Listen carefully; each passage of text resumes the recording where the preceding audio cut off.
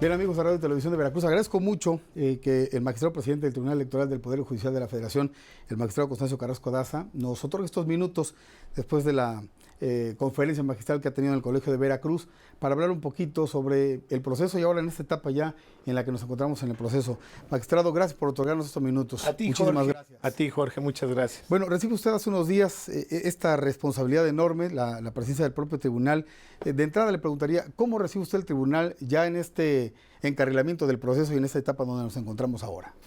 Con mucho gusto, Jorge. Yo veo una oportunidad muy importante, no solo para el tribunal, sino para todas las instituciones electorales a nivel nacional, para los 10 partidos políticos nacionales, para los candidatos independientes y para todos quienes participamos en el sistema electoral.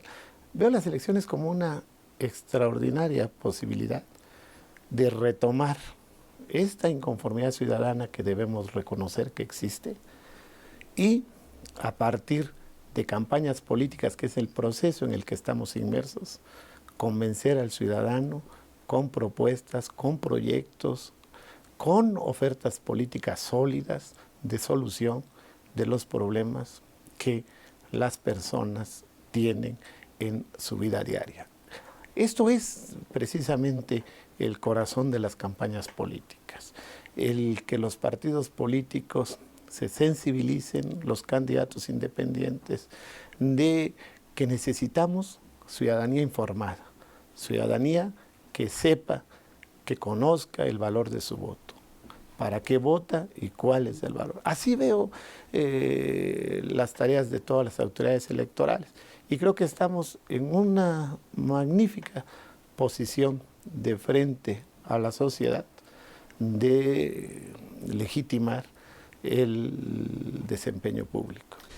¿Qué criterio tiene el presidente del tribunal con respecto a la postura que ha tomado el propio Instituto Nacional Electoral de rechazar, negar algunas candidaturas independientes en algunos estados de la República? Pongámoslo en contexto, Jorge. Es verdad, el número de candidatos independientes, por supuesto en proporción a la participación política de 10 partidos políticos nacionales, de otros tantos partidos locales para estos 9 gobiernos locales cuya titularidad del Ejecutivo se renueva, pues vista desde el punto de vista de números, pues resulta desequilibrada. Pero te digo que hay que ponerlo en contexto. Después de varias décadas, muchas, regresamos al reconocimiento constitucional de esta forma de participación política tan importante. El discurso partidario muchas veces ya no satisface las expectativas ciudadanas. La posibilidad que nos da hoy nuestro orden constitucional de tener candidaturas independientes, sin duda alguna va a revitalizar la posibilidad de que se haga atractiva la participación política. Lógicamente, es reciente la reforma constitucional, lo platicaba hace rato en la oportunidad de esta cátedra, los estados estuvieron en consecuencia haciendo sus adecuaciones y en esta perspectiva, bueno, los tiempos no permitieron, por varias razones y circunstancias, una participación política más amplia de candidatos independientes. Pero ya lo tenemos como base constitucional. Por lo que hace a la Sala Superior del Tribunal, todas las omisiones legislativas estatales que existían por no cumplir con el mandato constitucional de regularlas, las conocimos a través del juicio para la protección y edificamos más de una decena de jurisprudencias de esta exigencia. También revisamos en casos concretos la falta de favorecimiento de muchas legislaciones estatales a la participación política de candidatos independientes, la serie de requisitos que se construyeron. Entonces, fue un primer esfuerzo, tanto legislativo como en interpretación judicial. Por supuesto que no ha llenado las expectativas del ciudadano, pero si lo miramos hacia atrás, pues hoy ya tenemos otras formas de participación política. Yo estoy convencido que en la próxima elección siguiente a la del 7 de junio, la participación política a través de estas candidaturas en la sociedad va a alcanzar importantes niveles, Jorge. Oiga, magistrado, respecto a esto que usted menciona, pues siempre tras los procesos electorales hay posturas de partidos políticos, análisis periodísticos, de la famosa judicialización de los procesos electorales, como si esto fuera un pecado. Pues ligado a esto, con las candidaturas independientes, ¿se espera que haya un incremento de esta famosa judicialización? Bueno, a ver, más que observarlo como judicialización de los procesos electorales, lo podemos ver como que ya en nuestro orden constitucional hay tutela judicial de derechos políticos. Fíjate qué perspectiva tan importante. Hoy los jueces que hacemos control constitucional en beneficio de derechos políticos, nuestra labor es ser guardianes de que no se vulneren esta clase de derechos. Hay un volumen importante, por eso se habla de judicialización. Pero si vemos ese volumen, por ejemplo, ahorita tenemos 12,000 asuntos por el proceso electoral actual intermedio, entre las 6 salas del tribunal y la sala superior.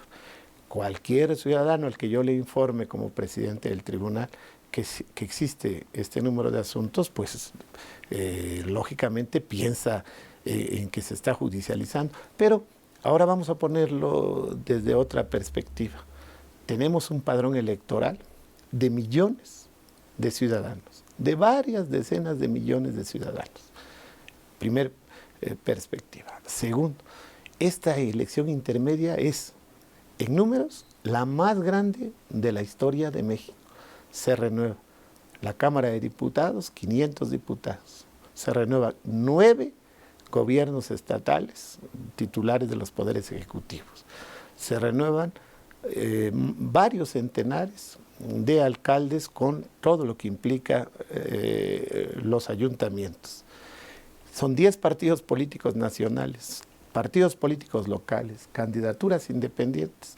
Ahora, velo en ese volumen, ¿te imaginas cuántos candidatos tenemos formalmente a estos cargos y cuántos militantes de partidos políticos y cuántos ciudadanos no fueron favorecidos en los procesos internos?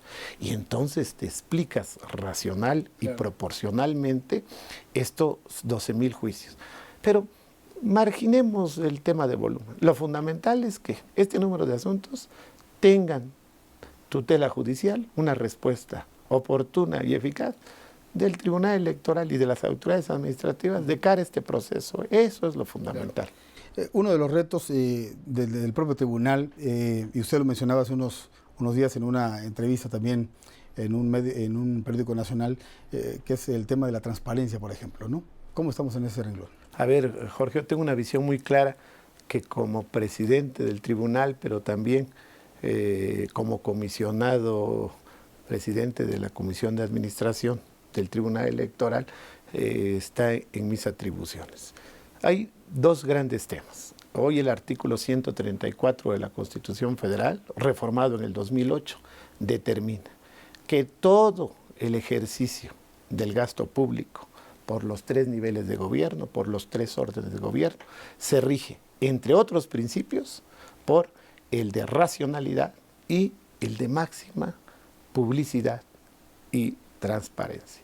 ¿Qué nos exige hoy la Constitución en este precepto?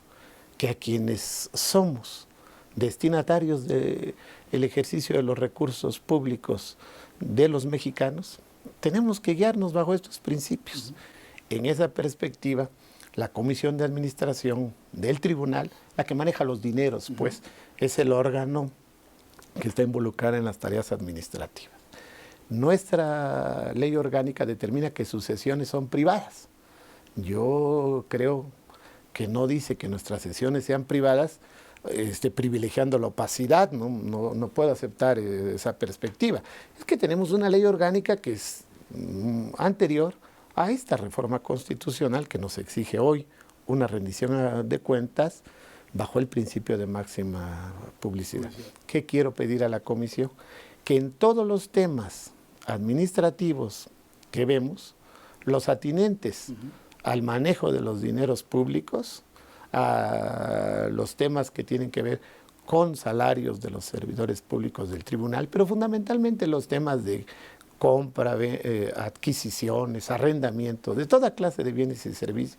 Estos temas puedan ser discutidos de manera pública, puedan ser transmitidos y que todos los que estén interesados en los temas de rendición de cuentas, todas estas asociaciones, grupos de ciudadanos, autoridades que se interesen, puedan ver estas sesiones de la Comisión de Administración en línea, en vivo, y puedan a partir de eso ver si los criterios de licitación, los criterios de invitación restringida o los criterios de adjudicación se hacen o no conforme a los ordenamientos. Si el manejo de viáticos del tribunal, si el manejo de prestaciones inherentes al cargo se hacen. Y para eso pues hay que transparentar. Hay otros temas que tienen que ver con procesos administrativos, de servidores públicos y todo, que la propia ley los resguarda. Entonces quiero proponer que esos temas puedan ser públicos de cara a la sociedad y que sigamos caminando. Yo lo digo en estos términos. El Tribunal Electoral, como Tribunal Constitucional, le exige a las autoridades que revisamos que apliquen el principio de progresividad y favorezcan el derecho a la información en materia de derechos políticos, en mínima congruencia, pues también tenemos que hacer ese favorecimiento, Jorge. Esa es la perspectiva. Oiga, magistrado, ligado a este tema de congruencia, por ejemplo, aparte de la transparencia, el manejo de los recursos, podría estar ligado también, hablando de congruencia, el tema de la equidad de género, es decir, si la ley ahora le impone esto a los partidos políticos, al interior del tribunal, ¿se busca esto, el equilibrio de la cuestión de género, o cómo están las cosas ahí? Es muy talentosa, por decirlo menos, tu pregunta, Jorge. Nosotros, como tú sabes, en la gestión anterior del expresidente Luna Ramos, edificamos con su liderazgo 2 criterios muy importantes en este tema, que fue el precedente conocido como Juanitas, donde se daban estas fórmulas de mujer-hombre, y se edificó también el precedente que interpretó el anterior COFIPE para tratar de buscar la paridad en las listas de los partidos políticos de cara a los procesos entre hombres y mujeres en este abismo que había, lo digo respetuosamente, en la selección. Pero eso es la congruencia, Jorge. Nosotros tenemos una carrera judicial electoral muy importante a través de un criterio de selección por oposición en todo el Tribunal Electoral. En congruencia, creo, con esto, quiero proponer primero a la Sala Superior, luego un debate en la Comisión, para buscar precisamente la paridad en el ingreso a la carrera judicial. Tanto el ingreso que se hace a través de los exámenes de oposición, ahorita tenemos una lista que no es proporcional entre jóvenes, entre abogados que están ya en la lista esperando la oportunidad de entrar al tribunal, que han pasado el examen, con mujeres. Lo primero que tenemos que hacer es buscar que se empate esta lista para que los magistrados en sus ponencias puedan escoger en proporción. Pero después el criterio de ascensos también se dé en paridad. En palabras llanas, Jorge, 1-1. Esto es, creo, la vocación que tiene que seguir la justicia electoral para ser congruente con los criterios. Y yo veo la convicción de mis 6 pares de la Sala Superior muy importante en esta interpretación favorecedora.